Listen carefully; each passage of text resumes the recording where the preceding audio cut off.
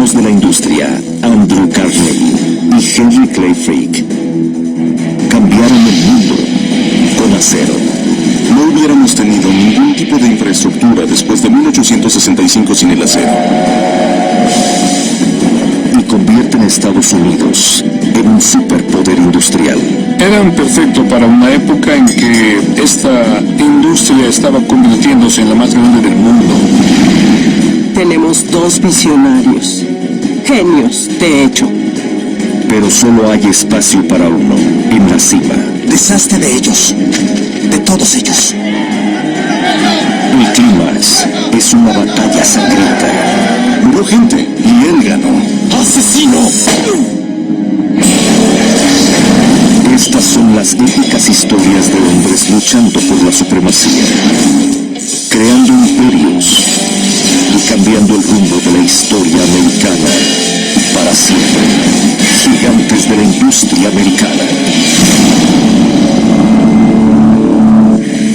Homestead, Pensilvania, 1892. En 1892, la demanda de acero va en crecimiento. La acerería en Homestead de Andrew Carnegie produce 725 toneladas métricas de acero cada día. Un gigante que dirige la economía americana. El acero les da a Carnegie y a su socio Henry Clay Frick fortunas inmensas, gran poder, y al final los deja en conflicto uno con el otro. Frick envía a los Pinkerton, pero estaremos listos para ellos. ¡Es nuestro pueblo! ¡Sí! Las tensiones aumentan y los infames detectives Pinkerton son llamados para mantener la paz. No retrocedan. No se detengan hasta que estemos en la propiedad. ¡Muévanse! ¡Estamos unidos! ¡No pueden hacer contra nosotros! ¡Seremos escuchados! ¡Nuestras tierras! Es la sangrienta batalla de Homestead. ¡Baja eso! Un resultado directo de dos titanes luchando por ganar. ¡Bájalo! ¡Bájalo!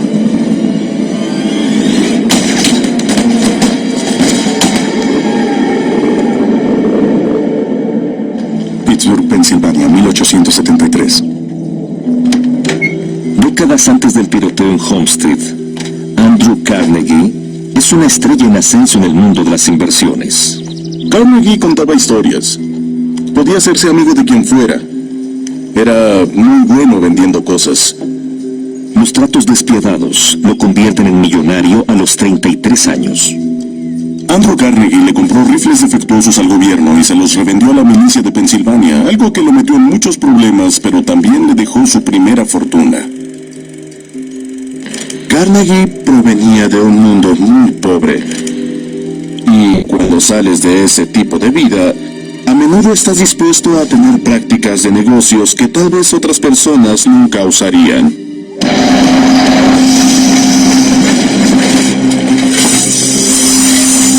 Después de la guerra civil, los Estados Unidos entraron en un periodo de crecimiento explosivo. Y con dinero para gastar, Carnegie aprovecha la oportunidad. El sistema de ferrocarriles estaba madurando en 1870. Tenían que quitar los puentes de madera y reemplazarlos con algo.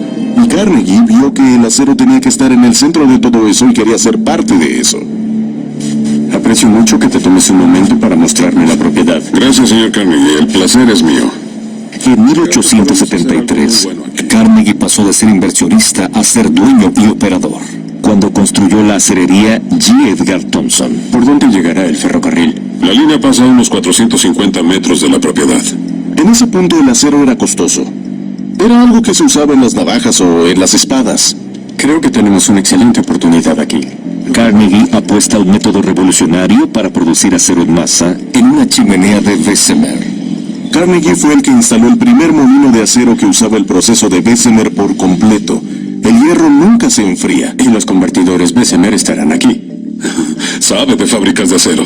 El proceso Bessemer daba acero barato y bueno. Por $160 por 0.9 toneladas métricas producías por $7 u $8 la tonelada. Era asombroso. ¿Cuántos hombres habrá en la planta? 1000 hombres para comenzar. Carnegie era un visionario. Vio lo que era el acero y lo que podía hacer. La mayoría se hubiera quedado con el hierro, pero el acero es el futuro. Y eso es por lo que esto va a funcionar. Desde el inicio, Carnegie entiende que hay un elemento esencial para su operación: el carbón. Connellsville, Pensilvania.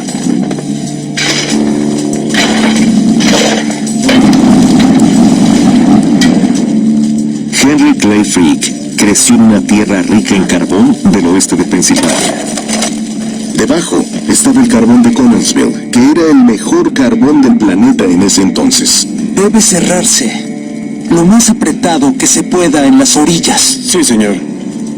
No estaré aquí para sostener tu mano la próxima vez. Frick tenía una forma de hacer las cosas muy diferente a las de Carnegie. Era un tipo rudo y agresivo en términos de hacer negocios. Frick ve que el dinero real está en el carbón purificado, conocido como coque. Llenamos las uniones. Eso permite que el calor en el horno llegue a la máxima temperatura. Cuando el calor está en la máxima temperatura, quemamos todas las impurezas. El coque es el producto de reducir el carbón bituminoso en un horno. Y la magia del coque es que cuando se mezcla con el hierro se convierte en acero. Frick empezó su negocio en 1870, a la edad de 21 años. Creció con un buen sentido de los negocios y de cómo funcionan. Y como Carnegie, Frick imagina a Estados Unidos creciendo con la industria. Frick y sus socios empezaron a construir cientos, miles de hornos de coque y a comprar a todos los productores rivales.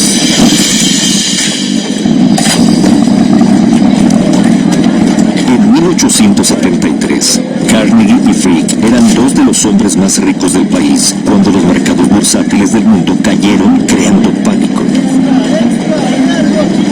Muchas firmas quedaron en bancarrota en el pánico de 1873. Muchos bancos desaparecieron en el pánico de 1873. Nadie es inmune a la crisis. Fue una calamidad financiera terrible. El precio del acero y el coque caen. Carnegie responde agresivamente. Expansión cuando nadie se atreve a arriesgarse. No estoy seguro de que el riesgo lo valga. Caballeros, va a mejorar. Cuando todos vendían, Carnegie decidió comprar. Carnegie tenía el don de hacer dinero en los buenos y los malos tiempos. Era una parte de su genialidad para los negocios, aprovechar en las épocas malas. Los mercados subirán y bajarán dentro de 2 a 5 años. Carnegie tiene acceso a inversionistas y si ve a la competencia a su alrededor cayendo, los compra a un porcentaje mínimo del costo. En 5 o 10 años, cuando todo haya aumentado, tendremos muchas ganancias. Eso es solo una teoría. Son negocios, caballeros. Eso funcionará. Un movimiento clásico de Carnegie: ganar acciones en el mercado cuando el precio es ideal. Entendió que si podía tener algo parecido a un monopolio, más del 50% de las acciones, él sería el que suministrara acero para todo el país. Garantizado. No es nada malo. De acuerdo. Es un trato. En 1875, Carnegie abrió la acerería más grande y moderna de todo el país. La planta Edgar Thomson Works era muy eficiente para producir una cosa: acero laminado, el cual está diseñado para los rieles. Carnegie le apuesta al ferrocarril. Y los rieles de acero se vuelven la base de la fortuna de Carnegie. Mientras Carnegie lucha contra la depresión con tácticas de negocios astutas, Frick se ve obligado a pedir mucho dinero prestado para adueñarse de los campos de carbón. Cuando se acabó el pánico, había una enorme demanda de acero. El coque se convirtió en prácticamente oro. Para finales de la década, Frick controla el 80% del carbón minado en el oeste de Pensilvania. Al poco tiempo, sus adquisiciones dieron frutos para las compañías de Frick. Algo entre $80,000 y $100,000 al año de ingresos. El equivalente a muchos millones de dólares hoy en día. Frick es apodado el rey del coque y gobierna sobre sus hombres sin remordimientos. Sus hornos eran cosas terribles. A menudo los llamaban el infierno de Dante, y lo eran. Era una manera terrible de vivir. En respuesta, los sindicatos crecen y Frick se mueve deprisa para acabar con ellos. Mis hombres se rompen la espalda trabajando para esta compañía, pero apenas si los compensan. Lo que les pago se relaciona con lo que el mercado puede soportar. Así de simple. Frick era un hombre de negocios sin escrúpulos. La ética no ocupaba un lugar importante en su vida. Para que H.C. Frick y compañía siga funcionando y creciendo, se requiere que trabajen de 12 a 14 horas al día en la planta de coque. No podías trabajar en una mina de carbón o ser un hombre de coque después de los 50 años si sobrevivías tanto tiempo. Solo estamos pidiendo un poco más para que puedan alimentar a sus familias. Era un hombre de sus tiempos y no le gustaba que le dijeran qué hacer o cómo hacerlo dentro de su propia empresa. Debería decirle a todos que deben estar mañana en la planta a las 6 a.m. La industria del coque termina en la década de 1870 a la alta, sobre todo porque el negocio de acero está creciendo.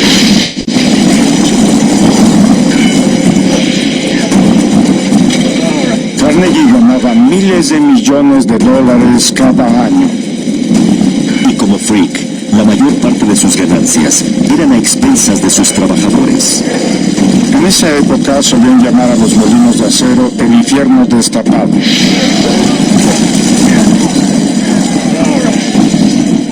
Un turno era de 72 horas a la semana. Y otro turno trabajaba 96 horas a la semana. Un día libre cada año, el 4 de julio. Carnegie era un jefe despiadado como los demás en esa época, en términos de que quería disminuir los costos de labor, sacándoles hasta la última gota de productividad a los trabajadores. Tras superar la depresión de 1870, Andrew Carnegie y Henry Clay Frick lanzan la fabricación americana a alturas nunca antes vistas. Es la confluencia de tener mucho coque al lado de hierro bueno. Se crea acero hermoso. El acero es necesario no solo para el ferrocarril, sino para los grandes edificios, para los puentes. Estados Unidos exportaba grandes cantidades de alimentos y las lapas de acero eran una gran parte de lo que formó la fortuna de Carnegie. Frick y Carnegie estaban haciendo grandes cosas. Pero su ascenso meteórico tiene sus partes malas. Frick y Carnegie luchan por controlar los costos. Gracias a la guerra civil, la economía creció a finales de los 60. Pero en 1870 la economía bajó y fue cuando se vio el primer esfuerzo real de atacar a los sindicatos que estaban surgiendo. Tuvimos el incidente de Molly Maguires en Pensilvania cuando el sindicato de mineros encontró de dónde agarrarse en el noroeste de Pensilvania y las compañías de carbón los atacaron con fuerza, arrestando a 19 de sus líderes bajo acusaciones falsas y ahorcándolos. Los trabajadores organizados son la más grande amenaza para la empresa de carbón y coque de Frick. Frick era un hombre típico de ese tiempo. No pensaba que los sindicatos tuvieran sentido moral, ética y económicamente. Eran sus molinos y sus minas, y él creía que podía hacer lo que quería con ellos. Y creo que esta visión se extendía hasta para los trabajadores. Hotel Windsor, Nueva York. Muchas gracias por recibirnos. Por favor, tome asiento. Acepto que me sorprendió recibir su invitación para reunirnos.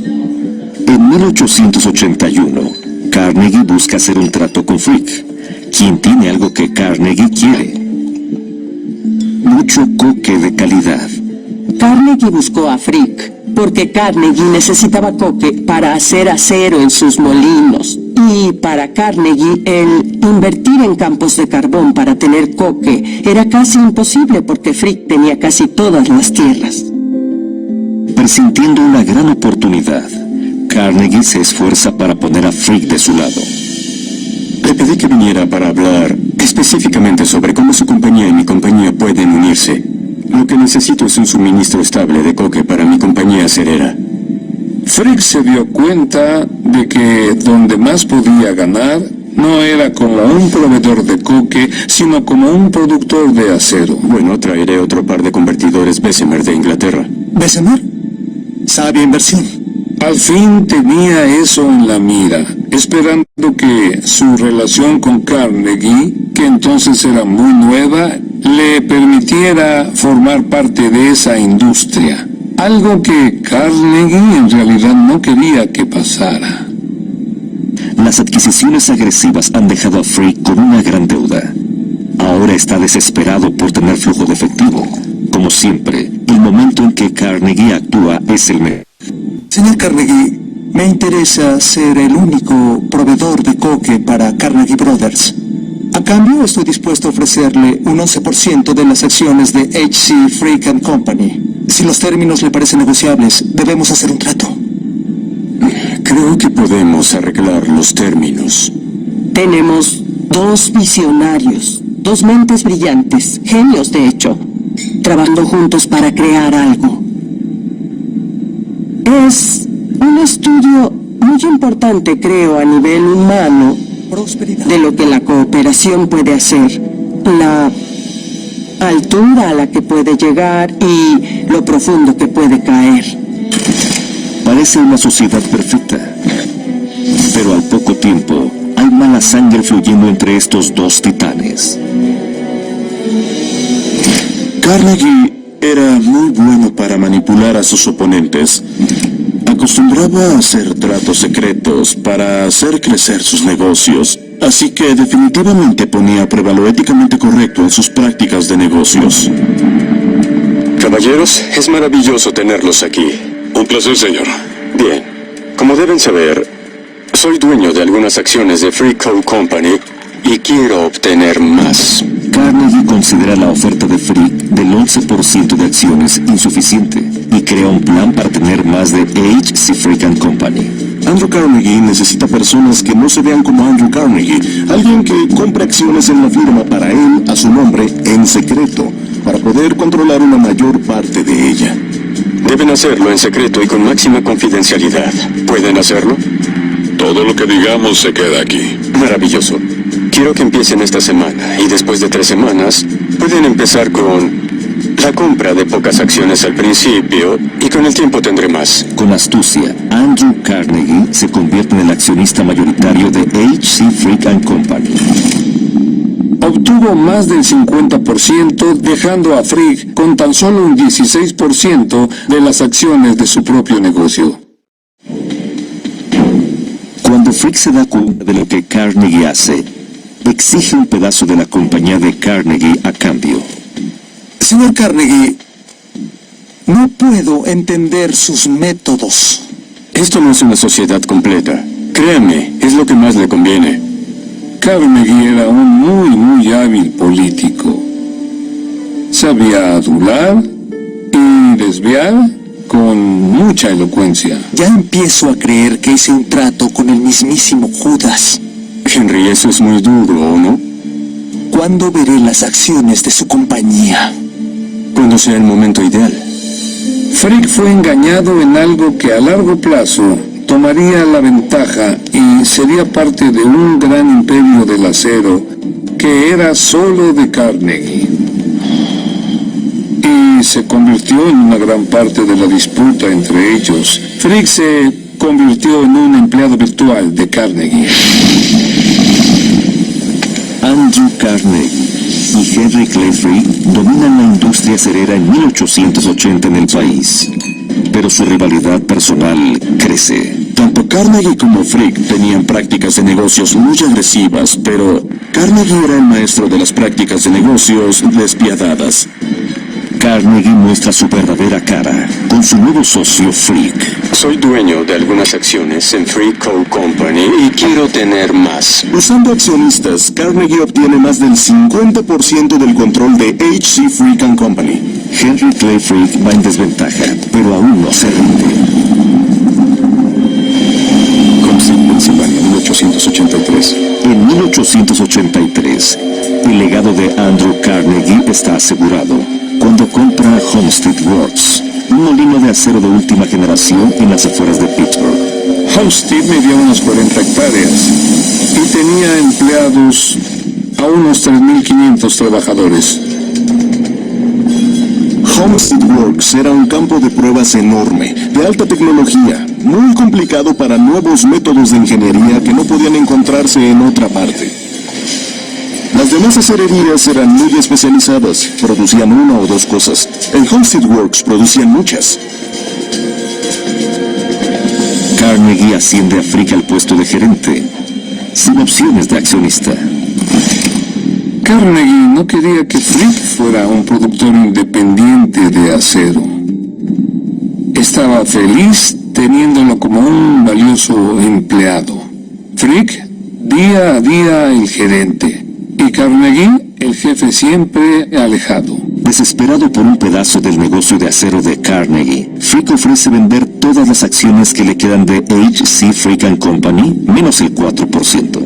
Frick, como Carnegie, vio las inmensas posibilidades al tener un monopolio virtual de la producción de acero en Estados Unidos y quería una parte de esa propiedad. Pelean a través de una serie de cartas. Querido Andrew, respetuosamente te pido acciones de Carnegie Brothers a cambio de tu más alto interés en H.C. Frick & Company. Henry C. Frick. Carnegie considera que la maniobra de Frick tiene poca visión a futuro. Querido Henry, no imagino cómo te permitió tu orgullo pensar por un momento en convertirte en un accionista insignificante con el 4% de tu propia creación. La idea es suicida. Carnegie siempre socavaba a Henry Clay Frick. Tu carrera debe identificarse con la Frick Coal Company. Nunca podrías convertirte en el creador de Carnegie Brothers & Company. Carnegie tenía un dominio firme sobre la producción de coque y acero, y las ganancias en términos de cifras actuales eran de miles de millones de dólares.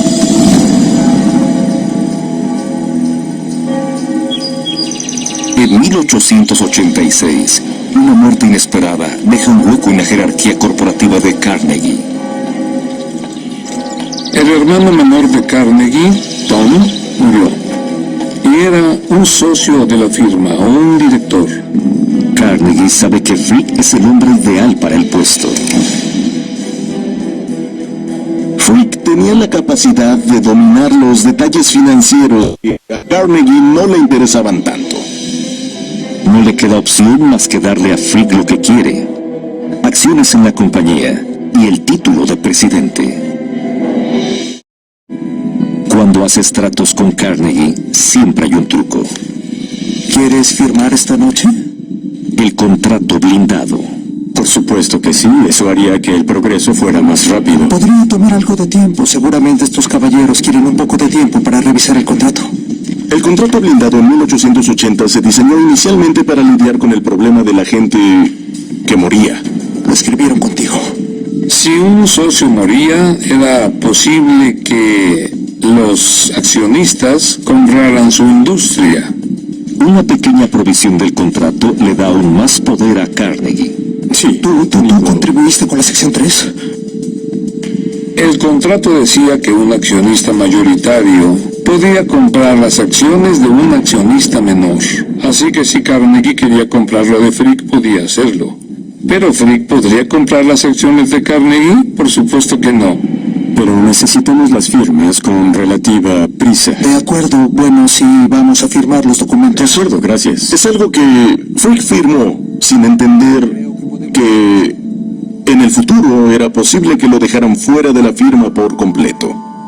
Mientras los ejecutivos se encargan de solucionar los problemas en la cima, un problema más grande crece en la fábrica.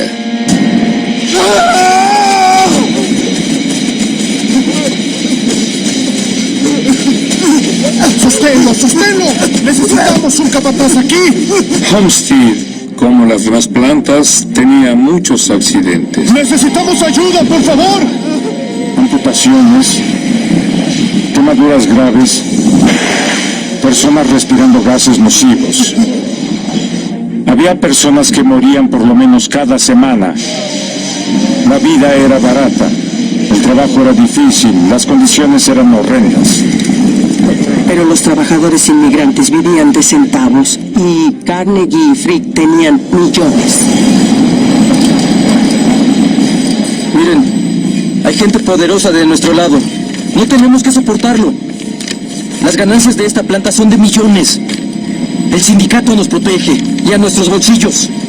La Sociedad Amalgamada de Trabajadores de Hierro y Acero es el sindicato más poderoso del país. Como las demás plantas, tenía muchos y menos horas de trabajo. La Sociedad Amalgamada de Trabajadores de Hierro y Acero era el sindicato que ya estaba establecido en la planta de Homestead cuando Carnegie la compró. Era un sindicato muy efectivo. Pero en esa época no había regulaciones sobre el mínimo de horas de trabajo, el sueldo mínimo, la salud o la seguridad del trabajador. Necesitamos estar seguros en el trabajo. ¿Cómo alimentarás a tu familia si no puedes trabajar? ¿Y nuestros trabajos? Lee esto. Aquí dice lo que necesitas saber.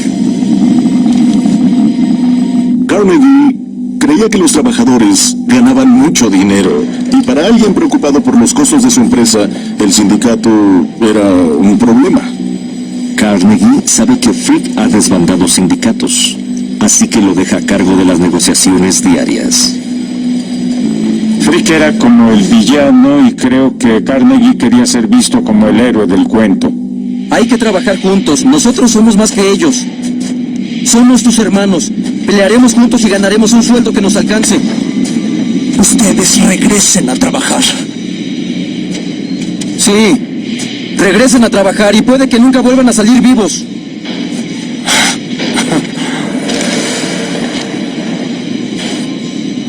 Lo que piden es más de lo que la industria puede dar.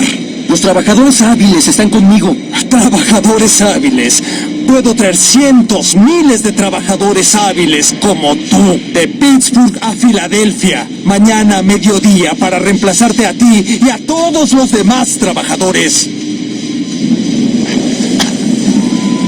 Si había una oportunidad para quebrantarlos o deshacerse de ellos, lo hacía. Frick era muy duro con los sindicatos. Con su nuevo puesto en Carnegie Brothers, Frick tiene el poder para resolver las cosas a su manera. Deshazte de ellos.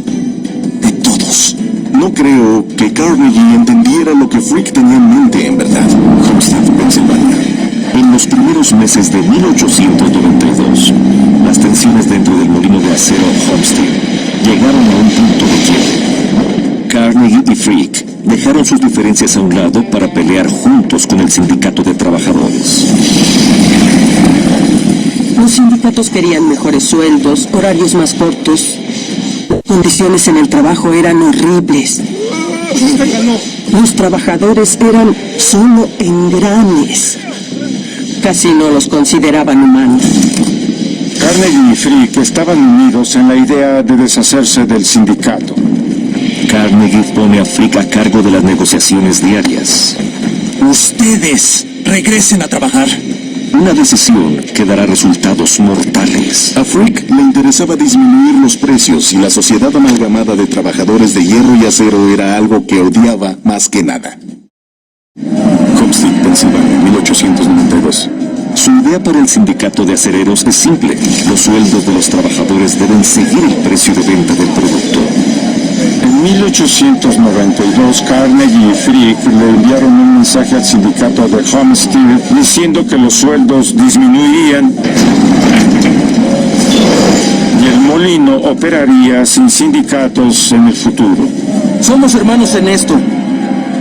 Tenemos que permanecer juntos para que nuestras familias coman. Si Frick cree que vamos a rendirnos, no sabe nada de los hombres de Homestead. ¡Están conmigo! ¡Sí! ¡Iremos a huelga! ¡Huelga! ¡Huelga! ¡Huelga! ¡Huelga! ¡Huelga! ¡Huelga! ¡Huelga! ¡Huelga! ¡Huelga! ¡Huelga! ¡Huelga!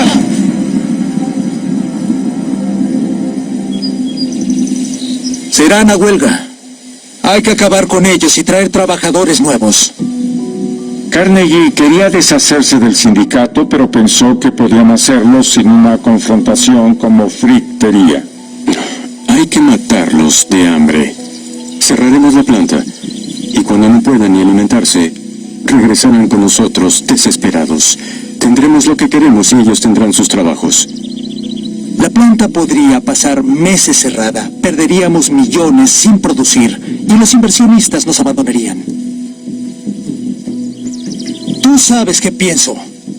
Largo plazo, Henry. Piensa a largo plazo.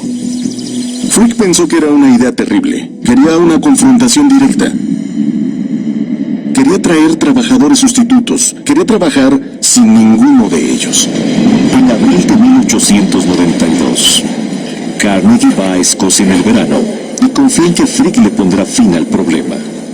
Carnegie tomó distancia de Frick para dejar que Frick intentara llegar a una confrontación con la sociedad amalgamada que terminara con el sindicato o lo debilitara. Frick no quiere sacrificar la productividad, así que busca acabar con el sindicato por completo. Deshazte de ellos. De todos. Sí, señor.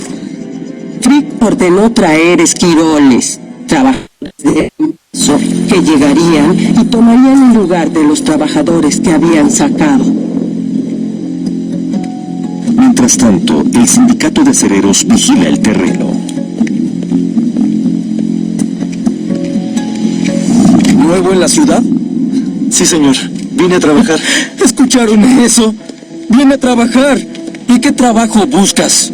Señor, solo quiero sobrevivir. ¿Sí, solo eso? ¿Solo sobrevivir? Sí. A ver si podemos encontrarle un puesto. Sí.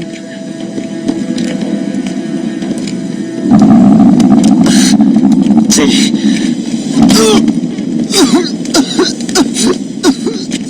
Confrontaban a todos los desconocidos que llegaban al pueblo basados en rumores de que Frick traería forasteros a trabajar en el molino.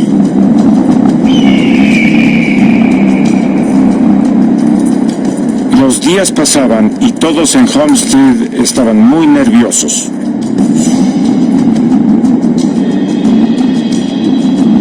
Para proteger la fábrica, Frick contrató a la infame agencia de detectives Pinkerton. Bien, señores. La orden es proteger a los que no sean miembros del sindicato que crucen la línea. No estamos seguros de cuánta oposición tendremos.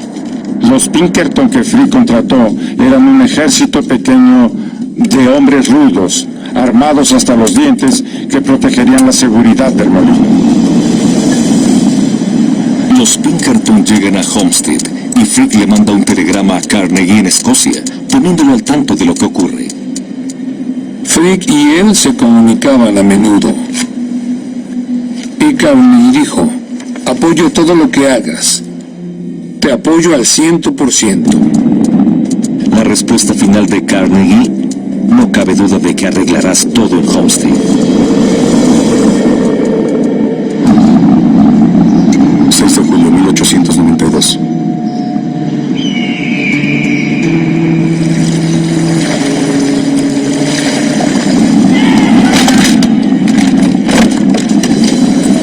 Frick envió el... Ellos son malos, pero estamos preparados. No sabemos cuántos serán, pero no importa qué pase. Pelearemos y ganaremos. ¡Sí! ¿Están listos? ¡Sí! ¡Vamos! Para asegurar el molino y proteger a los esquiroles, los Pinkerton llegan muy armados. Los Pinkerton llegaron por el río y el sindicato tenía espías en todos lados, así que mandaron las noticias.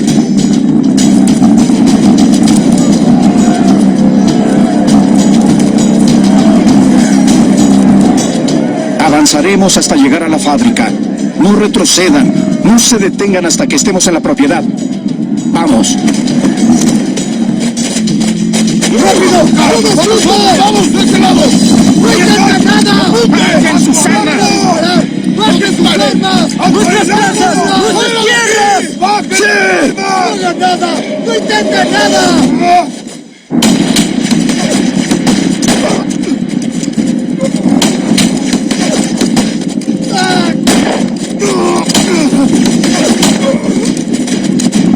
El plan de Frick para recuperar Homestead resulta contraproducente. Murieron 10 personas, algunas de los Pinkerton y algunas de los acereros. Era una situación terrible. Básicamente había grupos de hombres de la misma clase peleando entre ellos y muchos ni siquiera sabían por qué. Para la prensa es como un banquete. ¡Extra, extra! ¡Léanlo aquí mismo! En cuanto las noticias de Homestead llegaron a Escocia, Carnegie intentó controlar los daños. Señor Carnegie, un comentario sobre lo que pasó en Homestead. Sí, por supuesto. Tome asiento. Mi intención era cerrar la planta indefinidamente hasta que ambos bandos pudieran llegar a un acuerdo. ¿Está sugiriendo que el señor Frake actuó solo? Solo digo que fui muy claro sobre cómo debimos haber manejado esto, y los Pinkerton nunca fueron parte del plan. Los eventos en Homestead recibieron mucha publicidad y Carnegie intentó una distancia públicamente de esos eventos y pasarle toda la responsabilidad a Frick por ser el gerente responsable de la planta. Vamos al punto. ¿Qué necesitas saber? Señor Carnegie, ¿cuántas personas murieron en Homestead? Cualquier pregunta sobre Homestead y el trágico disturbio que ocurrió ahí deben dirigirse a Henry Frick. Pero en privado, Carnegie durante los eventos lo había apoyado al 100%. Sabía perfectamente lo que pasaba. Mientras corría la sangre, Frick fumaba. 3 semanas después de los disturbios de Homestead. Carnegie pensó que podía dejarme solo. Como si yo hubiera sido el único que hizo esto. Frick es sorprendido por el cambio de actitud de Carnegie. Los trabajadores atacaron a mis hombres. Inmediatamente después del disturbio, Frick se enojó mucho con Andrew Carnegie por su doble discurso y porque intentó culparlo a él de todo. Si dejamos que esto se alargue, afectará los resultados de la producción. Tenemos que solucionarlo en menos de un mes. Por supuesto. Frick culpaba a los trabajadores del molino. La matanza en Homestead amenaza el futuro de la más grande empresa acerera americana. Como si lo hubiera hecho yo solo. Para Carnegie, Homestead fue su peor error. Dejar que Frick hiciera la guerra con los trabajadores fue un terrible desastre. Pero las consecuencias aún no terminan. Alexander Berkman era un anarquista muy enojado. Sentía que el proletariado debía liberarse y decidió que la única manera de solucionarlo era matar a la hidra de muchas cabezas Henry Clay Frick. ¡Frick! ¡Asesino! Berkman le dio en el cuello. Y cuando iba a dispararle para matarlo, el arma se atoró y empezó a apuñalar a Frick. En ese punto, uno de los socios de Frick lo atacó. Frick sobrevivió al ataque, lo cual le ganó la compasión y el apoyo del público. El intento de asesinato de Berkman no se conecta directamente con el sindicato de acereros. Nadie en el sindicato sabía quién era Berkman, pero para el público eran una sola cosa. Y los estadounidenses en general se pusieron en contra de los trabajadores, al menos los primeros años después de la huelga de Homestead. La producción de acero se detiene. La planta cerró 3 meses y el sindicato de acereros ya no existió en la planta de Homestead Steelworks.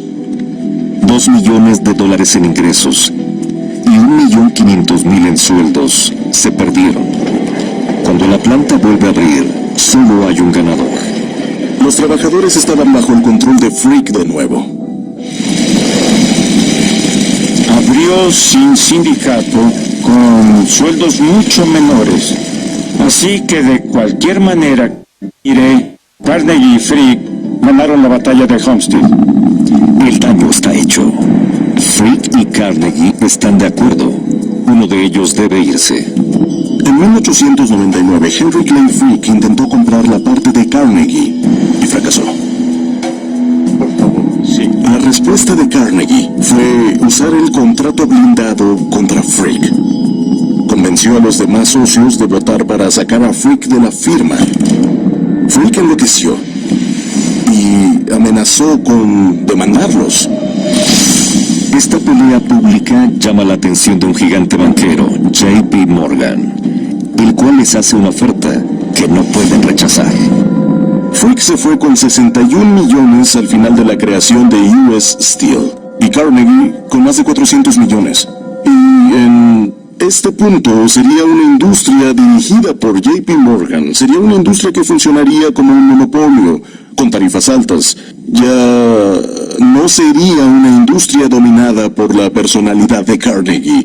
Carnegie siempre dijo que no permitiría que usaran su acero como munición, que solo le vendería placas de acero a la Marina, pero no para armas.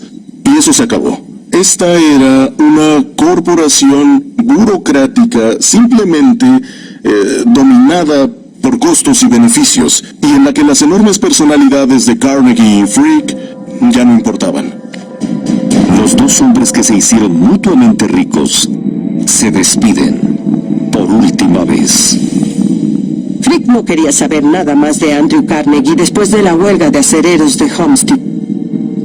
Ellos se separaron y nunca volvieron a hablar en los últimos 20 años de sus vidas. Para Carnegie, el retiro se convierte en su redención.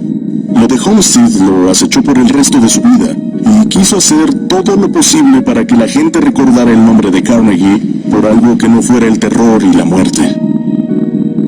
Andrew Carnegie en los últimos años de su vida empezó a practicar filantropía profesional. Y de hecho regaló todo su dinero, pero siempre con el sello de su nombre. Frick no quiere que Carnegie lo supere y sigue su ejemplo. Frick le dio 5/6 de su fortuna a organizaciones no lucrativas, hospitales, parques y cosas así. Pero Frick defiende sus acciones. Lo de Homestead acechaba a Carnegie, pero para Frick era como cualquier día. Gente murió y él ganó. Durante décadas, el sindicato de acereros permanece deshecho. La asociación amalgamada está muerta. Aún hay trabajadores de la asociación, pero ocultan sus cartas y vuelven a ser un sindicato secreto. Y solo 10 o 15 años después, los recuerdos de la huelga de Homestead empiezan a convertirse en la idea de que esos hombres fueron mártires.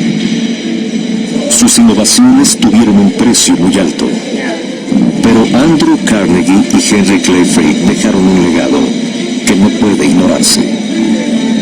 Su poder e influencia le dieron a los Estados Unidos una posición única para convertirse en una potencia mundial.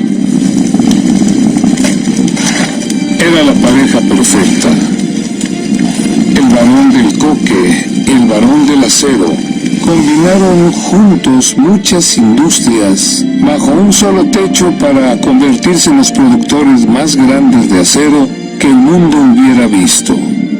Al final de sus carreras, el valor combinado de Carnegie y Frick supera los 350,000 millones en cifras actuales. Pero sus contribuciones para el mundo son inmensurables. Andrew Carnegie y Henry Clay Frick murieron con 4 meses de diferencia, en 1919. Doblaje por Candiani Dubbing Studios.